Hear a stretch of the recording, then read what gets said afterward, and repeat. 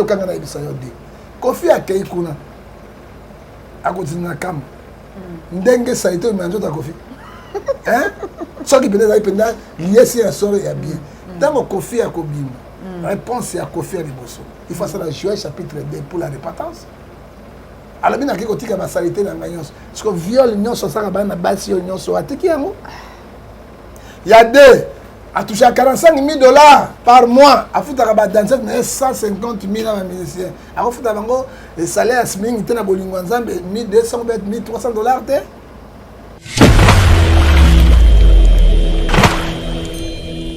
Batia la mwana bazali na leçon ya kopesa biso ba congolais. Mais Tchala Mouana a servi Kabila pendant 18 ans. Il a servi Kabila le père pendant 3 ans et demi. Ça fait 21 ans. Oh, Yazali Wana. Et là, on dit Tchala Mouana a apporté à Congo. Il y a changement de la vie. Nalandi Tchala Mouana, on doit quitter. Ingratitude. Ogosuka Mabe. Banzembo so interpellé qui était Zali Banzembo Yabozo Bakati na yango. Mais zo bosso na été, tu sais que ça fait 2 ans, il y a pas par rapport à 21 ans, tu sais que dans ça. Mboko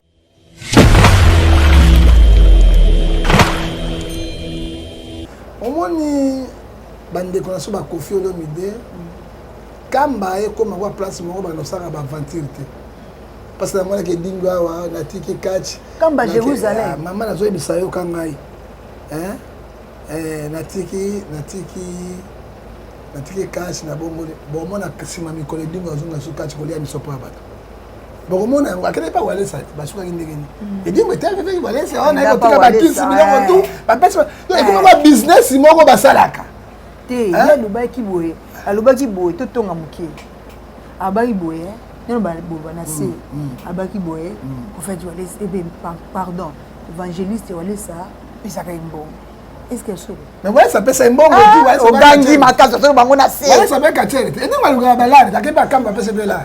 Oh, et nous on va baisse parce que moi elle ne sait pas où aller c'est évangéliste moi je ne croyais pas aïe na tiki ba kinsi tout ça ba pèse mbongo si manangwa balokile walis ozomona parce que évangile ndenge mbale évangile oso ko benga moto na mbongo pa ya bongo ma parce que ben crédit là mo sous pas hôtel lo ba ça dépend ozomona siko basi ndimo zo hôtel ya bango kende bango ndenge okena bango normalité okena bango na façon ka balitoyi ba nini to ke panza so ba panza ba okibiloko na bango ba bongwami ozomona alongo pa walesa ayi ko finga walesa akei na kamba kamba ba pisa ke mbongo azindi akei elili mazonga tangela ngai église ni kimangiso edinga samba na Kongo oya yaka wapi ezate ezali ka ba bese na bango kaka na bango akende ka kamba est-ce que edinga bongwami je ne crois pas Kofi Olomide akei na kamba nouveau Jérusalem oui oya bisonga chrétien ezali kuna na Jordan Israël pour la pèlerinage na biso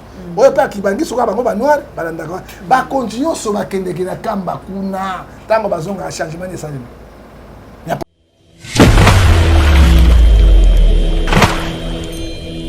maman pour tout et puis confier ba kamba ezali le seul église tchèque Congo na passe tous les chefs d'état ba le kaka kamba apuyaka bango kamba ozomona na kibangi parce que Kimbango atika ibino moite kamba appuyer Kabila prophétie jeune président Kobima hier au Kangola Congo comme Eldorado mindela balongo kuna bakoya awa balabaki na Kabila lela longo nini abenga nini mopoto mopoto tu sais que d'ailleurs ce que prophétie parce que quatrième président zaki Kabila mais c'était Kabila kaka kamba wana moko et puis bapouyer toujours bato seni mayele ya ngoto bobo bon va dans la carte seni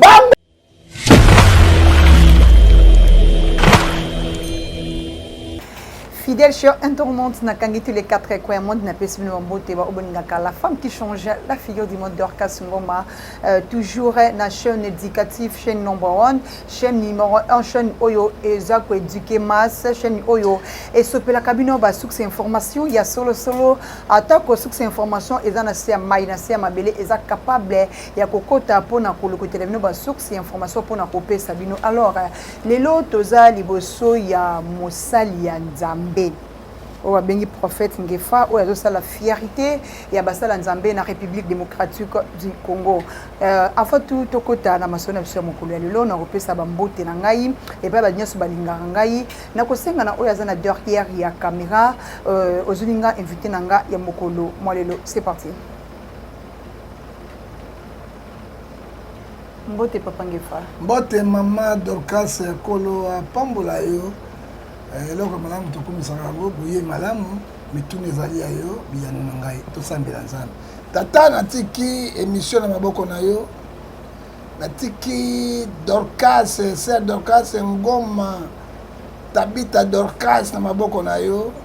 Moto asimbaka chokolilo. Yawe yo pambola bosungai. Pesa ibonya sagesse, intelligence et science. Totiki pe Bishop John au monde na maboko na yo kolo batela ye parce que azosala mosala monene na kata République Congo pe na kata na mikili na poto. Totiki ba diaspora na maboko na yo nzambe yo nde oletsaka baletsaka biso babokolaka biso basungaka biso kolo coronavirus musika ba épidémie musika ba cardiaque musika ba mort subite musika parce que Apocalypse 14 verset 13 soki bango te biso to kota sur na toilette te to lia to mobika yo banda na biso po so na biso na komona tata pe na mwana na molimo santu amen.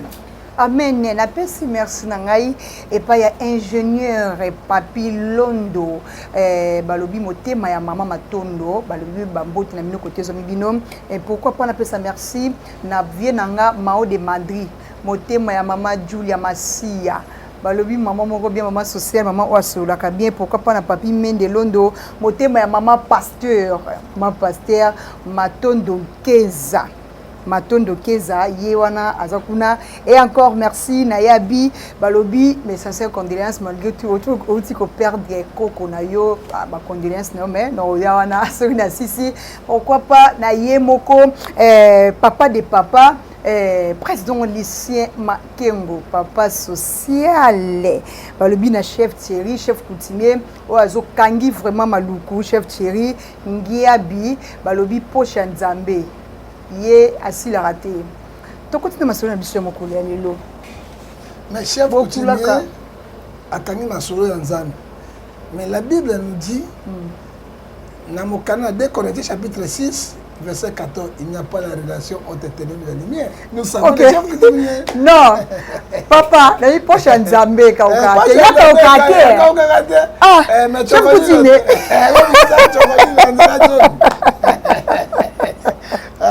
Et bon, ingénieur Papi Mende Londo. Motema ya mama pasteur Matondo Nzeka. Il est prochain Nzambe. Non, lembo. Il est prochain Nzambe. C'est logo. Ah, ya ka ukarate zela. Ah, pese logo. Ah, toko construction église. On pese logo, super logo. Ingénieur Papi Mendez. Balobi pese logo. Pesa bon. Pesa makambo. OK. Merci beaucoup le sako bokulaka. Nzambe leki bango tuna nguya na makasi.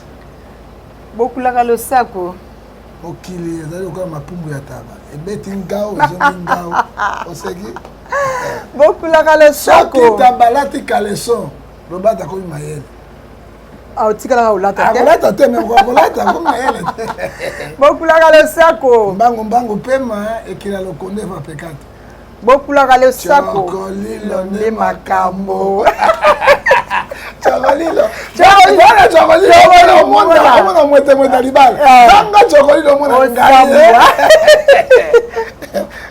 Merci beaucoup. On a Esilit. Au moins la bête qui 20, l'autre on a 5. L'autre on a 5 Esilit. Voilà, donc continue. Masona biso ya mokolo ya lelo. Papa Ngefa. Pesa lo sago asuka na suka. Pesa lo sago asuka au diaspora ba pesa lo sago asuka. Ba diaspora malgré tout baza kanda ba congolais mais na mutu na bango na ko le beta na arena. Ah yo besuzu. Mana bino ko beta na arena. Na biso le 20 février na arena. Ah tika. Bishop à côté. John Bishop à côté, arena plein. Na zo bisa on a 20 prières, arena plein. Si maintenant c'est la conférence de presse monde mobile. C'est prêché que je dis. nazo biso na ayoke kuna beta na arena nakobeta na arena na leki bango na nguya nzambe leki bango na te bokecho pour nga kobeta bokecho ko za diacre tia zo nanga esika mo bokecho diacre pas ton accès tata na combattant d'ailleurs biso na informer na ba sanction na ba musicien ezaka Inos Bill ndi akobeta na poto na kati ya baprophète na bapasteur John Ngefa santé du peuple. Mais les 19 p pasteur Moïse Mbiye le 19 février 2022 pasteur Moïse Bazakuna akozwa okaka pena biboti ya biponda tala otuna lo pasteur ya mundele wana oyiba mundele oya ndundu wana babotola ba micro wala muchi miso komi keleke babias wala kosakata bachaka kosamneli toka ko bate ona batute diaspora ba fe on sone mutute moi on lukela profiter pour walo maka na ko me bo mona kango te babi tala yo bazika ndika baka ba tilibo yo tala miso ate mama ba ya nyama pomba wadi osana wala miso ni kale diaspora ba sone ya mutute John Ngefa moto ba diaspora arena le 20 février plein passer Jérémie ba ni passeport na non papa Jérémie solo Jérémie ba ni passeport na nero lobi les options non papa Jérémie ke papa ne faut conduire mais vérité plein ba Jérémie ba Backstar et YouTube tant que tu as joué sur la polémique Ken piano Poloso Gadi ma Jérémie ça moite Bakali non que la page est macabre ça va sango motete la oliera loso na pondu na ndimi be Jérémie le lézard de désert arena to arena sika arena bon le problème est que c'est la 2022 bientôt le 20 février arena le 19 février pasteur Moïse Mbiye Moïse akozwa biponda na bibotu ya suka akomekata na sanction akomekata na sanction ça ndena nduna kofi akoki kaka yende akokango kofi mon akoki yango oyebi pe Moïse Mbiye apele azali pe na justice kuna makambo ya viol ebele na poto mais moi je suis Moïse Mbiye ozolo oyebi yango combien Moïse Mbiye mais aboto na bana combien na poto Moïse Mbiye nazo biso combien alors problème sérieux Bible la Bible la vérité mais je dis la vérité je dis la vérité tala problème c'est Bible c'est vérité problème ezani batika ngana beta na arena tanga nazoke na négocier na diaspora na négocier na diaspora na otanga mokana nzai parce que to sali boso prière na bengi bishop John Israel Makese ministre de la défense na kata gouvernement tozana yewana na bengi ba pasteur ya propre kwa papa Kelanda tianga maboko esika nazokende obengi pasteur Mike Kalambai obengi avec Mukuna obengi pasteur Soni Batoma Mukuna so très là na fumangani tatumwani na benga penda solo na rena na ngani non effect nani benga penda effect non kasi munina na na ebi etape ba obengi pasteur Soni kai Soni wan Soni wan mokili mobimba Soni la futa mokili mobimba ayebana mokili mobimba côté Njobi na Makembe c'est premier champion catégorie Njobi catégorie champion ba Njobi mais moi je l'ai suivi il a dit ceci Nalandi alors j'ai tombé l'amoureux avec une sœur et je l'ai engrossé. Est-ce que je peux tuer l'enfant? J'ai entendu ce que Soni dit. Moi, mais voilà, j'ai entendu, je l'ai engrossé. Et puis sans pudeur. Oui, mais toute vérité n'est pas bonne à dire. Toute vérité aussi est bonne à dire. Il faut qu'on ait bandimité. Là, c'est que personnel. Et puis la prédication, elle a dit c'est tout ça. J'ai tombé l'amoureux avec une sœur et je l'ai engrossé. En pleine prédication. Qu'est-ce que je peux faire avec elle? Je peux tuer l'enfant? Point d'interrogation. Est-ce que c'est ça? Je vais vous hein? Si vous êtes tout le monde, Ouh, ta tatou Kabila apesi alternance makilo changer etangite bobetela Kabila maboko bobetela nzambe maboko te na lieu très saint bobetela nzambe c'est l'esprit de garement bosko benga na nga obenga ne apôtre bon faut obenga te na mutombo abi msaka banzombo kuna te obengi prophète Denis Lesi Quand mon corps, où est mon oh, obengi prophète Denis, prophète de nation. Ah, mais peut-être que vous avez pétage. Ça la gagne la gagne possible. Nicolas possible.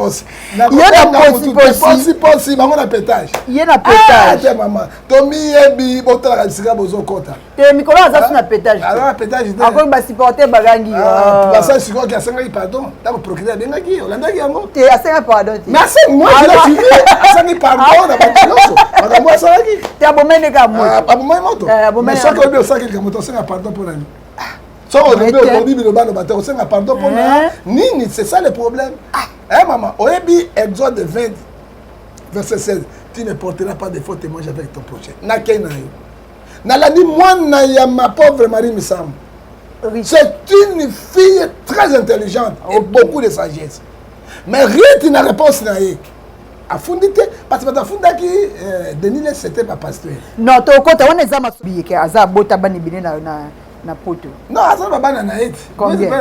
Te na kota vie privée ba tout c'est interdit. Ah comme bokomo banga. Te na lobi c'est interdit là na mine ba ser ba benga ngai tamona mbia sundola makambo ezebele mais vie ya bato to kota ngo na kati ya bozindo te c'est lui avec Dieu.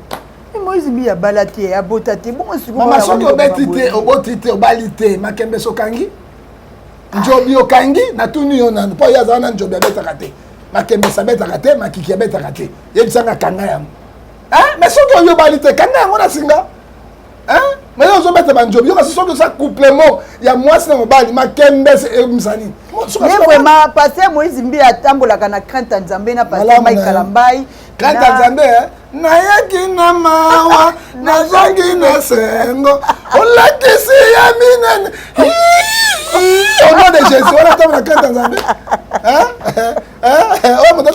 Nzambe ne blaguez pas avec la crainte de Dieu. Somme 111 verset 11. Celui qui a la crainte de Dieu commence la sagesse. Bon passer Mike na d'ailleurs c'est moi pas tambola pina crainte. Maman Mike, comment on a bêta quand on ponda te. Au moins le bimi. Jouana au kiango. Abete bi ponda. Au kiango. Parce que abete bi ponda parce que Mike na mono Mike Tyson so que bon sitika ye. Comme ça pas ita monena mwasi. Yoka monena mwasi. Okute makamunenga na kolia biloko na ete, kolala mbeto na ete, tika tranquille. Yemo ko korija ka biloko ake. Etanga bandiko beta biponda comme Mike Tyson. Mais je n'ai émission passée au bout c'est mec Kalambai raison. Na pesa ki Mike Kalambai raison muke parce que Penel alekisi.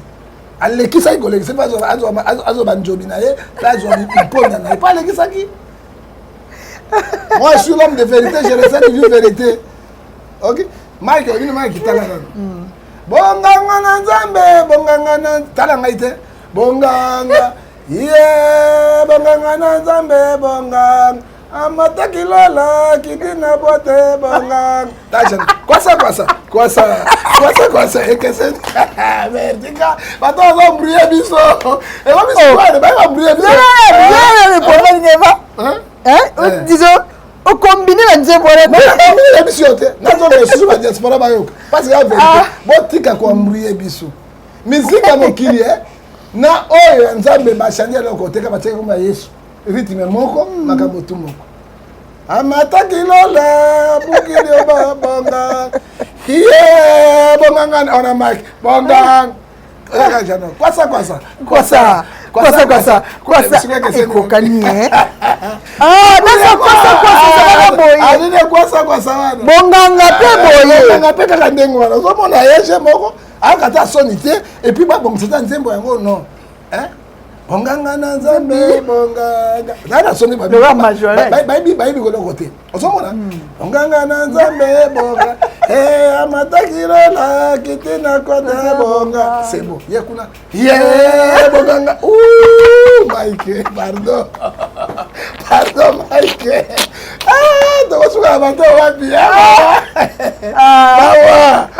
prophète ngefana ko ne masona to mo sanga maman so la biso pour la vérité nous sommes là pour la vérité to boy ba distraction mon nganga ça comme la suite amataki bato akitina maye bonganga fana bina wo ouais moi ça roule amataki bato pardon maman libisanga pardon oyo bato oyo te pardon libisanga bato prier peuple de Dieu to comme ça tiko ya ko réveiller to ba mabe na malamu bakosi biso to esili je vais passer exemple mosusu frère Patrice qui est le seul musicien quand il chante comme ça ozo kapina nzambe penda azokita depuis frère Patrice a boti ya bani maman c'est bata milolo c'est benote la frère Patrice ta yo tela na pardon oh mina tata bana ki pona ni depuis frère Patrice a bana mais c'est ya bana sili na moto e baby alors tout de ça la distraction mais liboso bandi ba Patrice zo beto zo consoler siko mais soko ki ba frère Patrice ba nzembo tanga bala ki ta zo yembo mais yeso zalia bangebe ngebe sikoyo tanga bala ko mesta maman c'est bata milolo kima tala frère boni frère Patrice bon nzembo ya frère Patrice o wana e banda bonyo boy isu te non na mona yango te maman omona e banda bonyo boy il faut tala biteko wana bau frère Patrice na tanga ya batoyo mutatikala ka boy ka Matu Samuel te Matu Samuel mabene pe atikala ko lela na ko ya lela kaka Matu Samuel jamais ya lela kaka mokilo bine bebela lela ko lela na deningoni Deningo na tambola na kotikanga te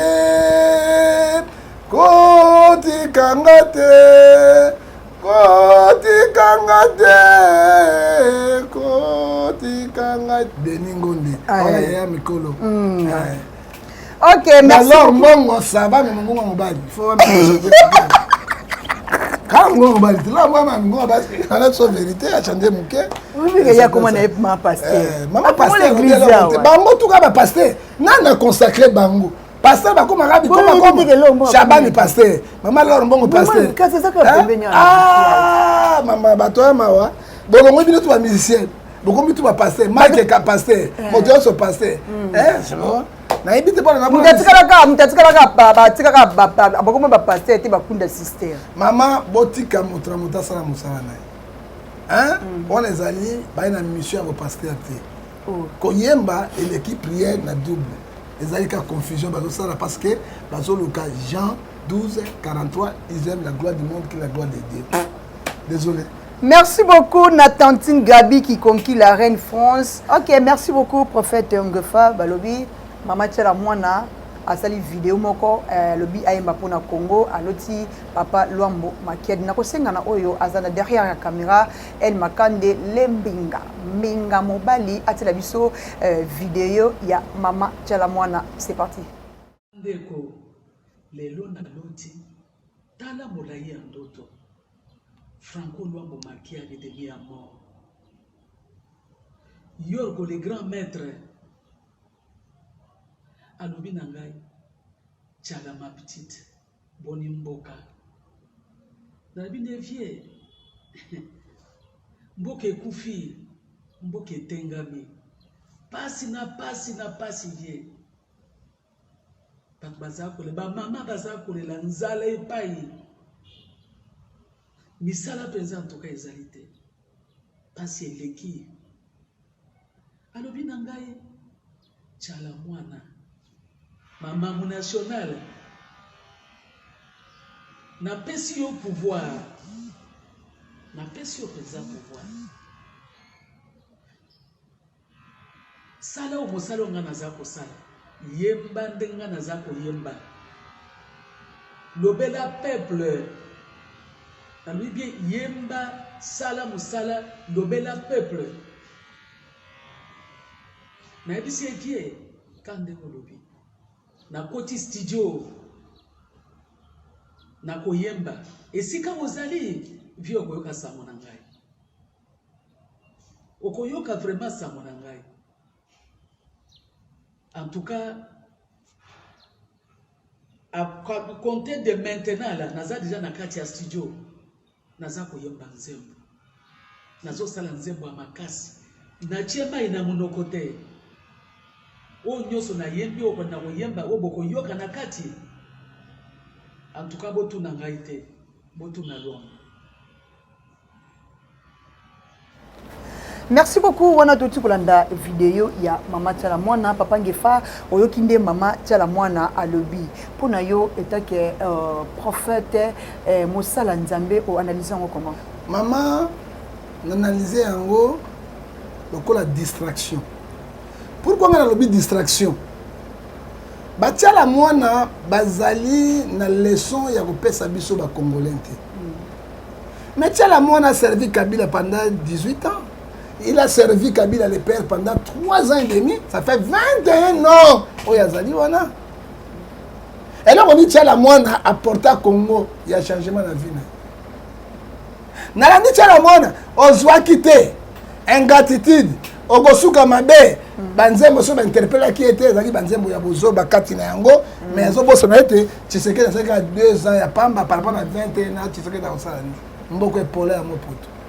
Yami balé, ba Mama Tchala Mwana, bazo bambouyer ba peuple congolais inutilement. Vraiment.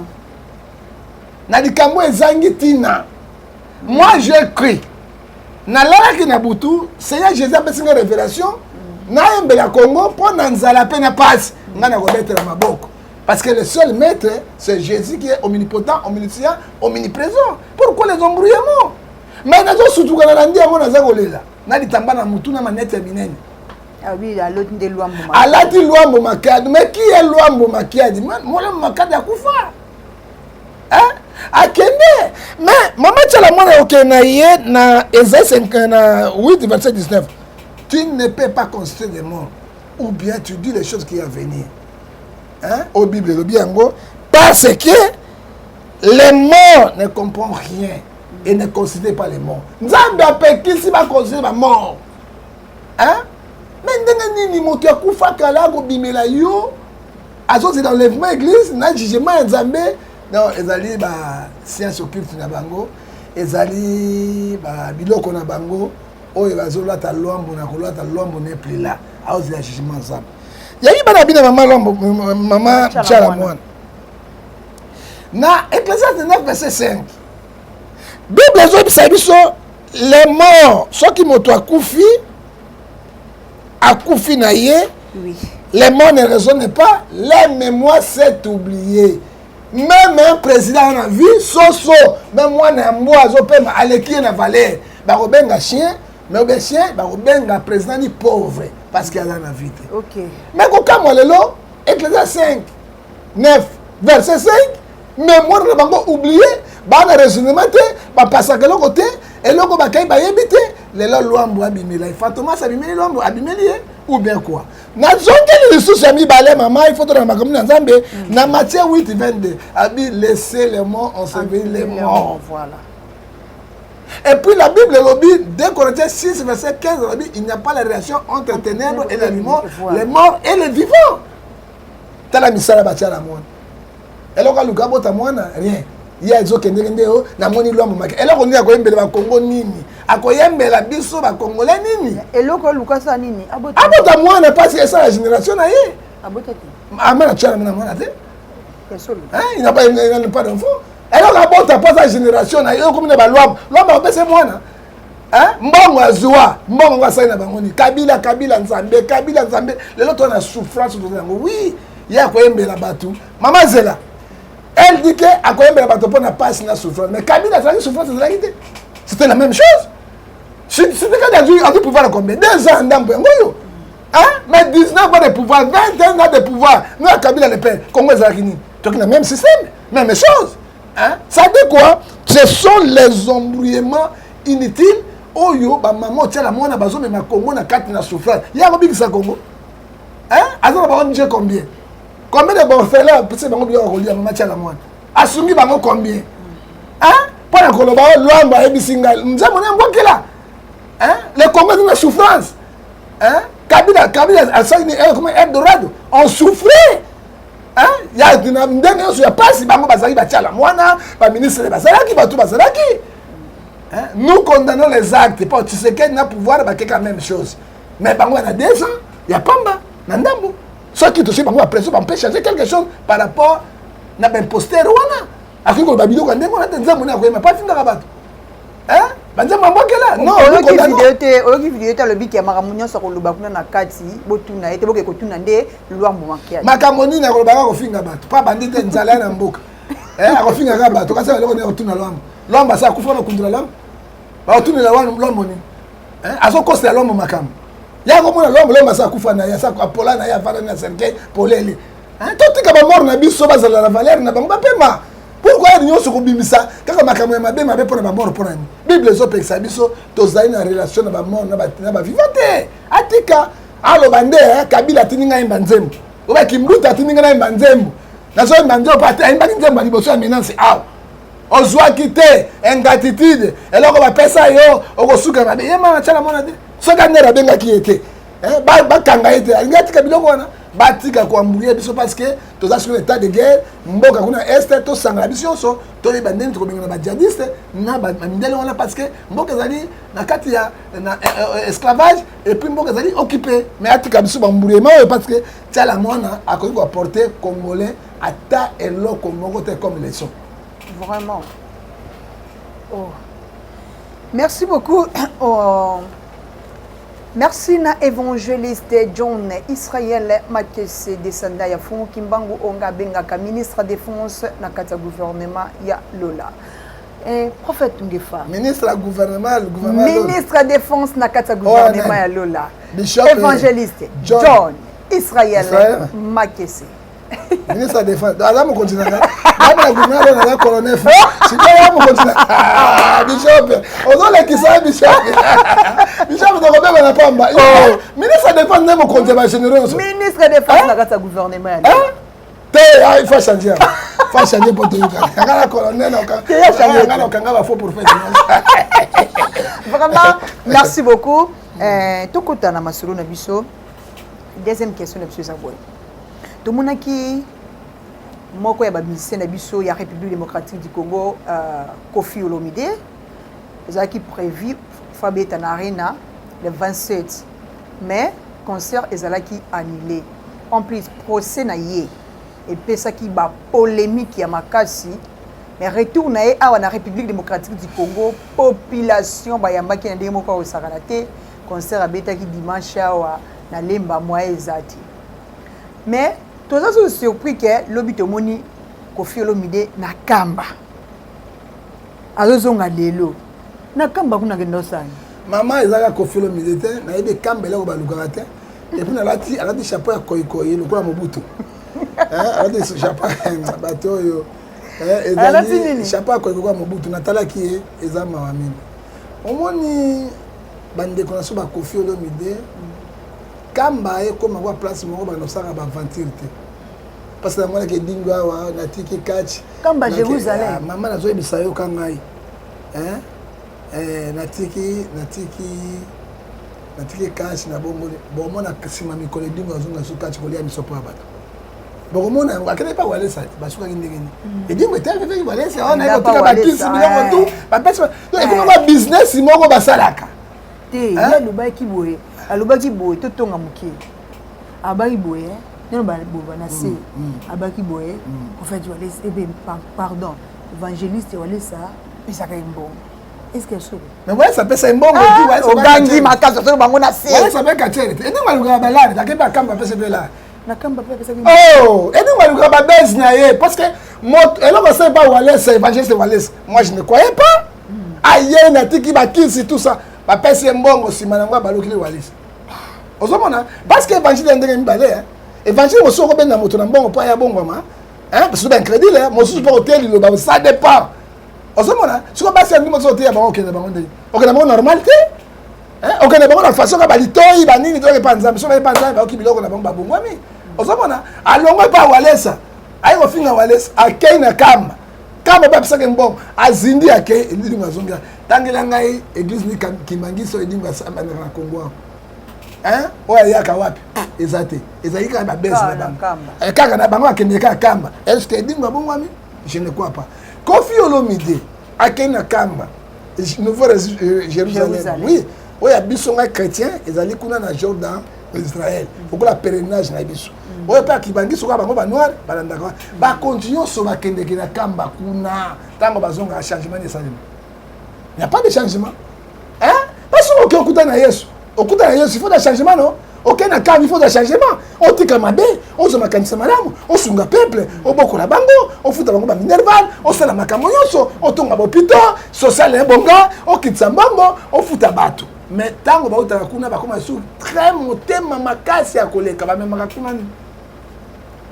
c'est que l'homme aura semé il est moissonnera amen dans la Bible lobi lelo amoni Koffi akena kamba ndeko na biso to wanga na été nzambe l'église nyonso aboyi akeka na kamba ezali centre bango mo pour tout et puis Koffi ayeba kamba ezali le seul église tchèque Congo na passe tous les chefs d'état balekaka kamba apuyaka bango kamba ozomona na kibangifu parce que kimbango atikaki bino boye te kamba apuye Kabila prophétie jeune président kobima ye okangola Congo comme Eldorado mindela balongo kuna bakoya awa balabaki na Kabila lela longo nini abenga nini mopoto mopoto tu sais que d'ailleurs ce que prophétie parce que quatrième président zaki Kabila mais c'était Kabila kaka kamba wana moko et puis bapuyaka toujours bato seni mayele ya ngoto bobo bon vas na kata seni bango mais oya bimi bango senani aza motamuku na moto ya église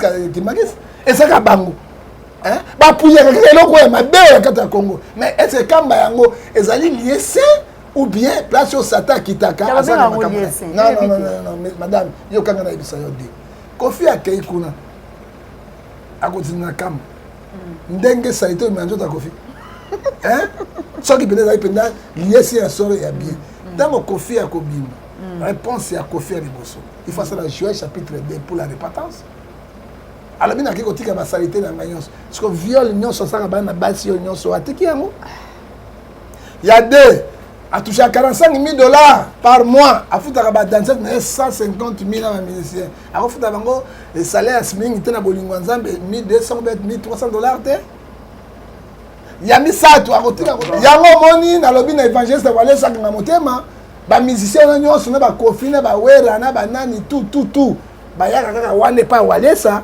simanango bakei kamba bachande position les autres acceptent babongwama ya solo parce que Jésus-Christ revient à bientôt. Merci beaucoup wana tozokende déjà na isuka émission sur mokolo ya lelo mutuna na biso ya suka boye tomonaki président de la République Félix Antoine Tshisekedi Tshilombo na Israël devant tombe ya Jésus-Christ akendaki koposer fleur na ye mais eloko lekeli batu balobi ke Jésus-Christ est déjà ressuscité. Le tombeau est vide. Sikolo, fleur wana ngine ko poser yango ponani. Merci maman Neolobi. Président de l'Israël était kene be kambati, kene mbamba kamba. C'est ma zone kuna. Omoni Israël omoni ezali ko la pèlerinage ya biso ba chrétien. Ça dit quoi la musulman? Musulman soka na moya kufina ote fa kene na Mecque. Pona kotala nini kwa pèlerinage place Mahomet azalaki. Baki bangiste ata baza partout dans le monde na kufi déjà du moyen il faut que nini na kamba mais ceux qui bakei et le bien côté na lobi na président de la République il faut le conseil spirituel mo ya makasi pour na agidaka na makambo. Est-ce que pardon papa ngefa président de la République a un conseil spirituel de bazati ya malonga mais ba conseil spirituel ba cause ebele à cause ba pasteur baza ebele à cause maman ba ebele à cause de Samuel à cause de papa Mike Kalamba à cause Mike Kalamba chanter pasteur nenga na libia mode yondo na lobi ya pasteur te azali autoproclamé na ebia moyembi bon papa Dayo Samuel ça y a 8 ans ko ça paraît Tshisekedi au moins où ça bonne intention mauvaise réaction que nani nzambe bomaki amoni acha liese ninge koye alingi ko simba ngo po koye ate et pesa meka na ba sacrificateur na avec gloire nzambe bomaki ses places OK makamona nzambe zali bo moi je te dis ceci président il faut le vrai conseiller spirituel mais oui hein c'est eschatologue parce que à quoi na tombeau à Jésus oui nous ne refusons pas a dit bouquet de fleurs à côté à kuna mais le tombeau est vide Yesu a na quantité tu la logo na quantité tu as bouquet de fleurs pour ça l'idolâtrie et nzambe azo bisa biso mama na katina Esaïe na tangela yo idolâtrie epekisami makasi epai na nzambe mama tokotangela bino awa na mokanda na Esaïe ezolakisa biso na 28 totanga yango parce que ezokoloba 9 je crois alors bi okoki koluka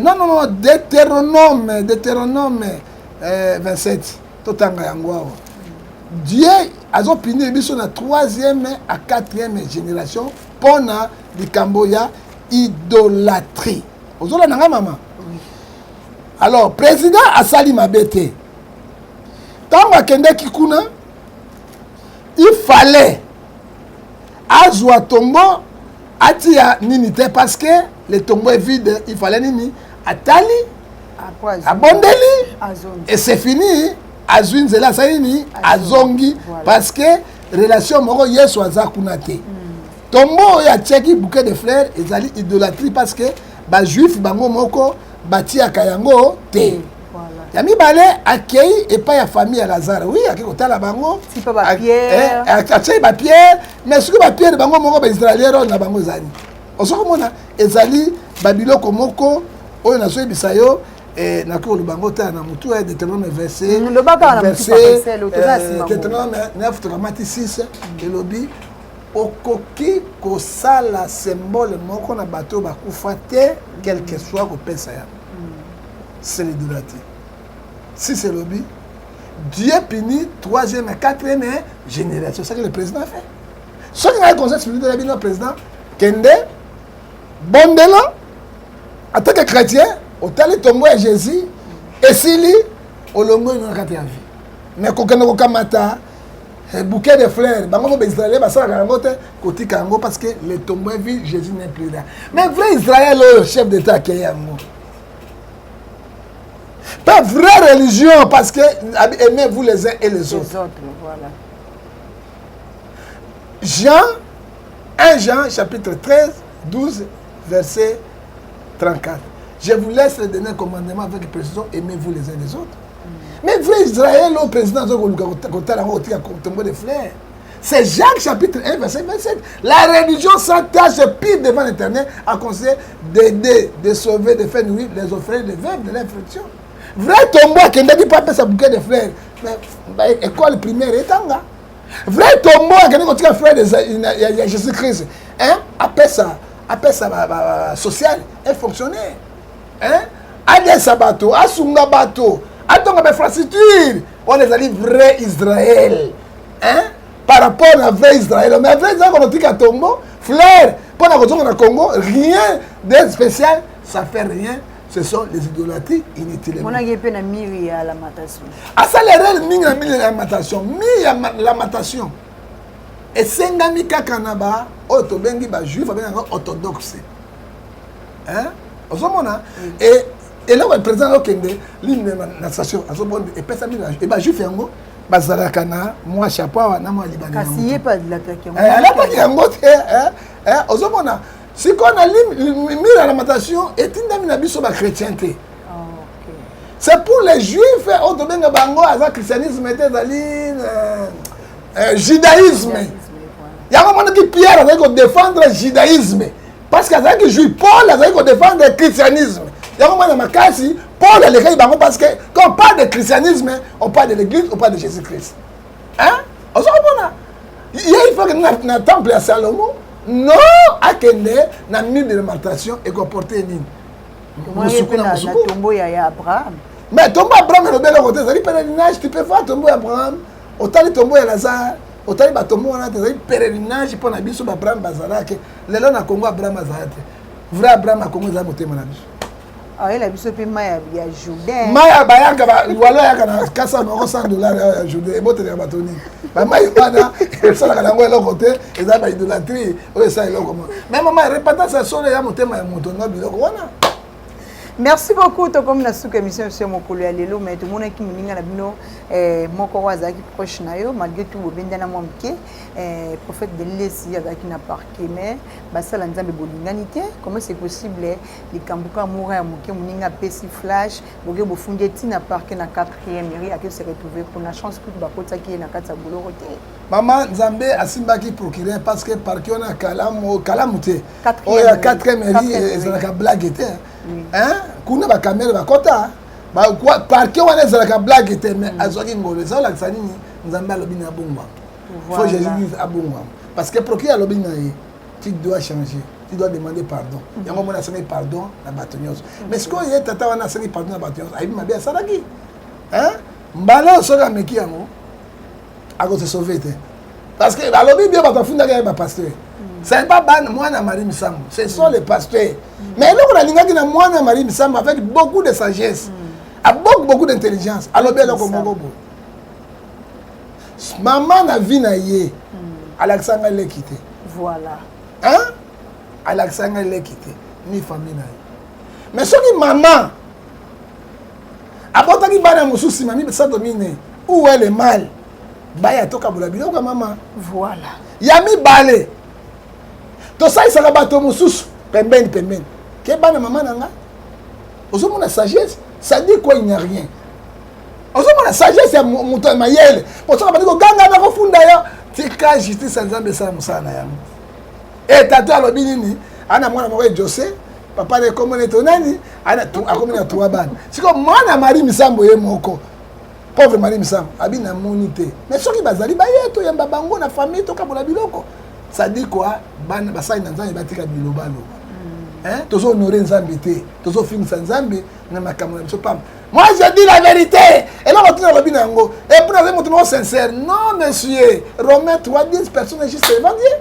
c'est Jésus seul qui est juste hein yo bio sincère et ce sont bani makambo au profond ba quête ba okuta bina bana la bazaya solo to bazade c'est ça le problème ezali mawa pe passe mingi ezana biso basali na nzambe to te ya liloba na nzambe hein tozwa like 12h30 à 34 chercher le premier roi monsieur voilà. Tout ça viendra après tozonga na kati na mokanda na Matthieu 10 verset 8 aller prêcher dit le roi monsieur proche tout comme dans mokanda na Apocalypse Jésus est là bientôt il vient pour prendre son église to prendre battre la repentance non l'enlèvement de l'église que biloko ya pamba et commission au moins tata wana akosila mabe parce qu'il n'a pas de matière. Au moins, tant que bien monotonie, moi bato ba ko ba ile ezangiti. Ya funda kaka, abimisa kaka. Mais pourquoi? Oh ya makamba sala ka babimisa ngote ponani. Et Proverbe 10 verset 12, la jalousie excite le querer, mais l'amour couvre toutes les fautes. Nana maman moko asima, et pas maman tété, sima et à prison awa. Atai koma motote abota na ye mwana sundola ye amelebe mbongo ya poto ezokende mwana na ye lokwa mutu nanga na fini alinga leka na télévision ya scandale na bisima aya prison ka awa na lobi soki oya vendredi lelo ni mercredi yaka vendredi na robenga mama tete na mwana wana mwasi oya awa aboma vi na ye totangi koma bato natangi koma motote akoya mo akoloba ndenga melaila $3500 akende poto abotisa ye asundula mwana tout cela ça dit quoi yo zai mosantu te nous cherchons à négocier avec Dieu personne n'est juste devant Dieu mais tant qu'on annoncer bato on porte la liste no longo to longo baninga point d'interrogation je t'appelle mercredi jeudi yaka vendredi maman tete na mwana wana awa boyoka makambo vendredi tu ba erni ba 17:30 et kwa makambo ya soni mwana mwasi na kozala bibisa yo ape na mwana soko moni mwana ngole ko mopute elolo kwa nani mopute ko diaspora Merci beaucoup à Wande Sika to conclure émission na biso ya mokoli ya lelo. Merci na confiance pe fidélité oyo bo pesa biso et na pesi bambote na ngai et pas ya ingénieur Papi Mendez Londo motema ya mama pasteur Matondo Nzeka mama sociale mama oyo asolaka bien mama oyo azana kati ya bonzambe. Pourquoi pas na pesa merci na yemoko cheval noir sans tache Londo bambote na yo na pesi merci na oyo azana derrière ya caméra El Makande les bogos mobala mbinga kande na ebisabino na émission na ngai bonzambe toujours ce qui est sa zongité tokutani mikolo mizali ko ya bye et à la prochaine. Merci beaucoup.